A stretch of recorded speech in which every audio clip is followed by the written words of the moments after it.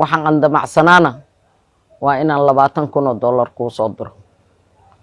maanta waxaan halkan ku hayaa 15,000 ka mid ah lacagihii aan soo arooriyay oo muddo ii ag taal. waxaan la sugayay inaan ku daro 5,000 oo iyadoo 20,000 aan kuu soo diro. in adeero lacagtan waxaa ka mid ah lacagta aniga aan ku daray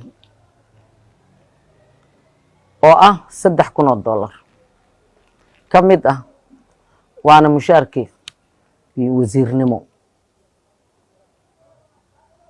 aan ku qaadanay. 12,000 6 qof food oo aan saaxiibo iyo ehel nahay iyo tol siyaasadeed ayaa min 2,000 aan ka qaaday. waxaan ula soo daahayna iyadoo lagu leeyahay aawa Khadiijo baabuurka ay kuu soo dirtay inaan 20,000 gaarsiiyo oo gaari muuqda aad ku gadato. maanta dad heybtaas ka mid ah oon saaxiibo nahay lacagta aan ka soo qaado. aniga 3,000 oo 5,000 ku jirta waxaan samaynayaa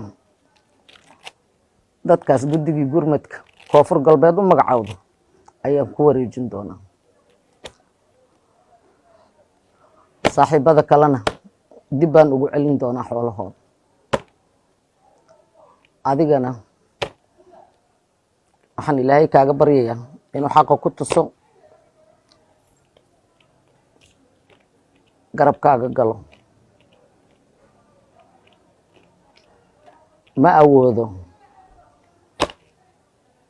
ra'iisul wasaaraha wasiirkiisa ahay inaan mushaarka xukuumadda aan wasiirkiisa ka ahay 3,000 ka mid kuu soo diro.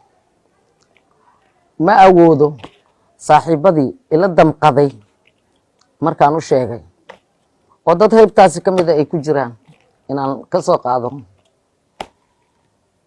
waxa ay ka wada xanuunsanayaan ayaga iyo Soomaali inteeda kale inaan kuu soo dirana ma awoodo. dadkaas iyo intii kale oo dhibaato qabta waxaan leeyahay ilaahow ummadeena badbaadi. ilaahow gurmad iyo gargaar gacan weyne gacantaada ku sii oo nagu wada sii. wasaarad gargaar ahaan wixii aan awoodno dhowaan ayaan gaarsiin doonaa dowlad goboleedka koonfur galbeed iyo dowlad goboleedyada kale oo ay soo gaareen dadkaas haddii Allah awoodo la ogolaado. wabilaahi tawfiiq.